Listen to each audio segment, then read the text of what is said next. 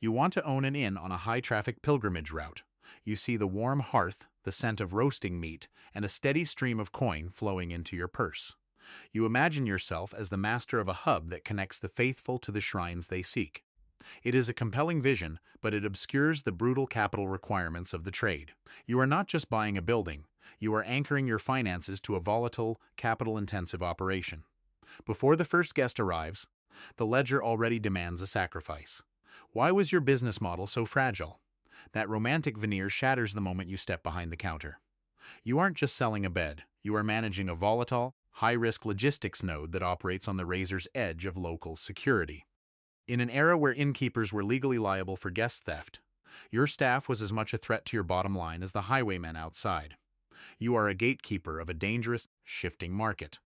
This business requires constant, crushing vigilance, where the primary objective isn't hospitality, but the secure management of incoming capital and fragile bodies. Every traveler who passes through your gate is a potential legal burden or a source of instant bankruptcy.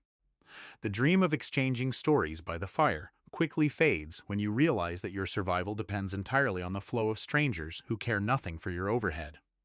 And yet, the most critical piece of equipment in this entire operation remains hidden from view. That copper vessel you keep in the corner is not just a tool.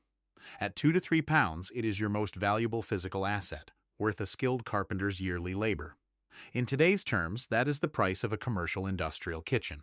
This object dominates your floor space and your balance sheet alike, yet its true role is stranger than you expect. To understand this cost, we have to look past the beds and pull apart the actual business node you are running. You are the operator of a precarious, high-volume logistics facility. A typical roadside inn in the 14th century was not just a collection of chambers and a hearth. It was a secure storage, transport, and provisioning hub for travelers who were, by definition, transient and desperate. You need to maintain high-capacity stables, secure grain storage to hedge against volatile harvest seasons, and robust locking systems that could satisfy the stringent legal liabilities imposed upon you. This leads to a fundamental question. If you are the only game in town, why is your margin so thin? The reality of the market is that you were not primarily in the business of serving pilgrims. You were in the business of securing their transit. You provided credit facilities, stable security, and reliable fodder, a suite of services that required significant upfront investment in physical plant and labor before you ever welcomed a single guest. The romanticized idea that this was a simple trade of ale for coin ignores the reality that your infrastructure was designed to handle a flow of people you did not control. In a volatile market that could shift based on political instability, local church decrees, or the simple whims of the season. This constant demand for correct functioning, from the moment your doors opened, made you a manager of institutional-grade infrastructure, often backed by religious or civic elites who expected a return. The actual physical barrier to entry was staggering. Consider the Angel Inn in Andover, around 1450. That singular structure cost £400 to build. A skilled carpenter at the time earned about 5 pence a day. That £400 investment represents 19,200 days of pure labor. If that carpenter worked every single day without a break, it would take him over 50 years to earn the value of the building you are standing in.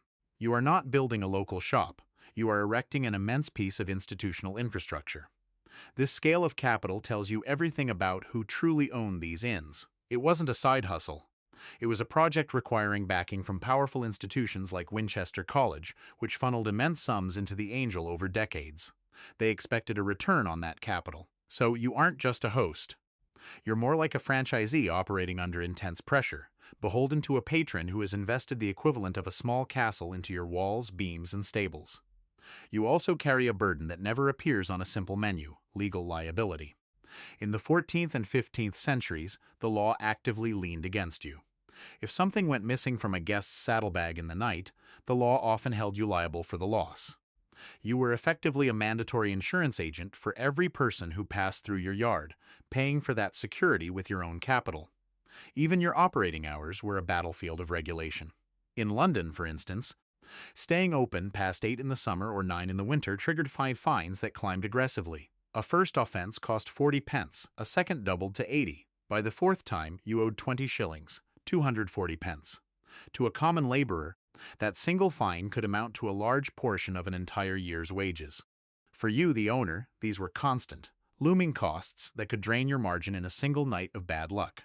You start every day having already paid for the privilege of existing, deep in the shadow of debt and regulatory oversight. That financial weight forces us to confront how you actually plan to stay afloat when your primary function itself is questioned.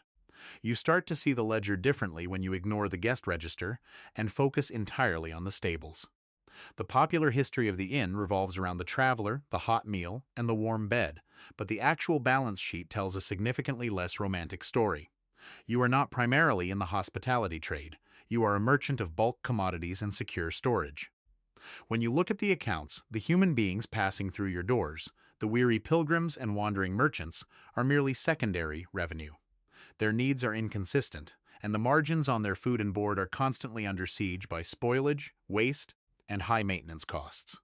The real engine of your prosperity is the horse.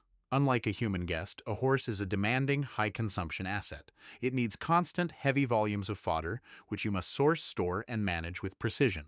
If the grain supply fails or the market price spikes, your profit vanishes because the horse cannot skip a meal. You are the custodian of the animal's survival, and that security, the ability to guarantee a valuable animal will not be stolen or starved, is the core service for which travelers truly pay. This shift in perspective explains why the architectural footprint of an inn was dominated by massive stables, rather than comfortable guest suites. Your success is locked to the flow of transit, and transit is powered by the animal. A horse demands a steady stream of fodder, and that steady stream is your most reliable income. You can survive a season where fewer guests order wine, but you cannot survive a failure to provide the daily caloric intake required by the mounts that carry them. The entire structure of your business exists to facilitate the movement of these animals through the kingdom. You are essentially a specialized grain wholesaler with a secure parking facility attached. By prioritizing the animal over the human, you align your ledger with the brutal logistical reality of the road. Your survival depends on recognizing that the pilgrim is a guest, but the horse is a customer. This distinction between the guest and the load defines every decision you make regarding storage and procurement. But when that flow is interrupted, or when the cost of those supplies moves against you, the fragility of this business model reveals itself in ways the romantic image of the hearth fire completely hides.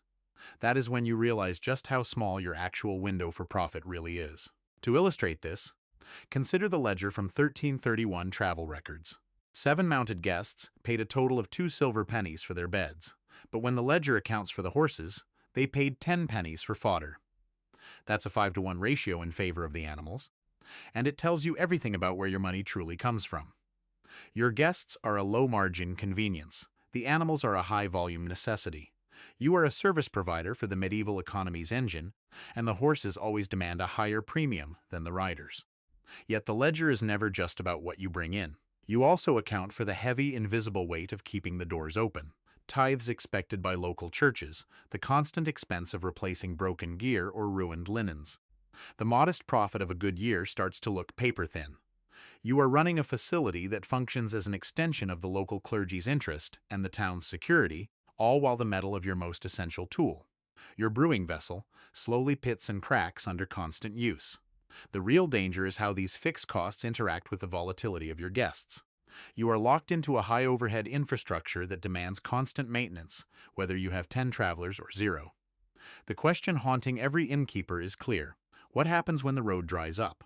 If the pilgrimage flow shifts, or a bad harvest decimates local purchasing power, you are left holding a massive, expensive, and inflexible asset. A property once a goldmine of transit can suddenly turn into a structural liability you cannot escape. This is the pivot point where the life of an urban elite dissolves into the reality of a desperate manager.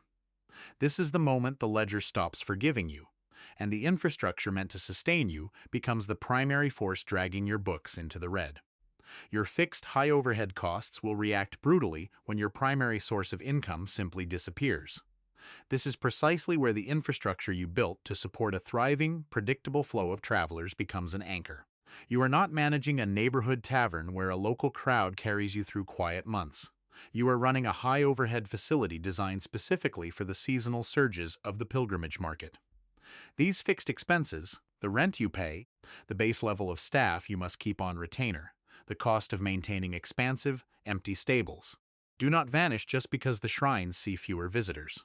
Your legal requirement to provide security does not decrease when coins stop flowing through your doors. Once trade volume drops, your margins tighten with brutal speed. Your business is essentially a hostage to cultural trends and religious movements, factors entirely beyond your control. When pilgrimage traffic ebbs, the building remains a massive, capital-intensive structure demanding upkeep, taxes, and interest, regardless of how many beds you fill. You cannot pivot. Your specialized facility, built for transient, high-volume groups needing horse fodder and secure storage, cannot easily be converted. Conversion costs alone would dwarf any remaining capital. You are locked into a model requiring constant motion to stay solvent. When that motion slows, you find yourself paying for a peak load that no longer exists, bleeding capital to sustain a scale you cannot utilize. Your position as an urban elite begins to fray, realizing your status was tied to the consistent intake of the road, not the land you hold. You are just one bad season away from structural collapse. Let's see how these numbers stack up when you balance the daily intake against the relentless reality of your overhead. The ledger of your inn is a rigid, unforgiving machine. In a strong year, you pull in 88 pounds. It sounds like a fortune, but you are not keeping it. Your provisions and horse fodder account for 38 pounds of that intake. Rent to your patron takes another 8 pounds. Hired help, the kitchen staff, stable hands, the potboy consumes 11 pounds. Fuel, repairs, linen, and inevitable spoilage remove another 8 pounds. Once you factor in those inescapable costs, your profit margin is thinner than you dared to imagine. You are managing a total annual flow of 88 pounds while barely netting enough to maintain your status as an urban elite. You are a high-volume manager of someone else's capital, living in the shadow of a debt you never quite pay down. Now, look at the reality of a bad harvest. This is the moment the fantasy of the innkeeper fades into the stark cold of a business with no pivot. Grain prices spike, doubling your feed costs, yet you cannot simply double your prices and expect pilgrims to remain. Worse, pilgrimage traffic itself is volatile. A rumor of plague, a war in the next province, or a simple change in religious fashion causes your custom to drop by half. Your revenue crashes from 88 pounds to 44. Suddenly, your fixed costs are no longer a manageable expense. They are a death sentence. Your overhead does not scale down just because the road is empty. In this bad harvest scenario, your provisions and fodder might drop, but they do not vanish. You still have to keep the basic hearth burning. When you tally the wreckage, your net earnings evaporate. You are not just failing to profit, you are actively losing your capital. You start to dip into savings or borrow further against the inn's future, sliding into a cycle of insolvency you cannot outrun. The infrastructure of a roadside inn is a trap.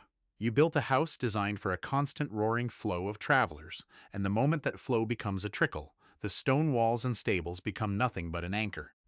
Many masters of the house found themselves evicted, their debts crushing them, their elite status stripped away by a market that cared nothing for the warmth of their hearth. The reality is that an innkeeper was never merely a host. You were a gamble on the stability of the road.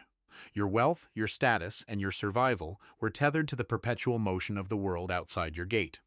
The innkeeper collects the coin, but the road collects the inn. This video is for education and entertainment.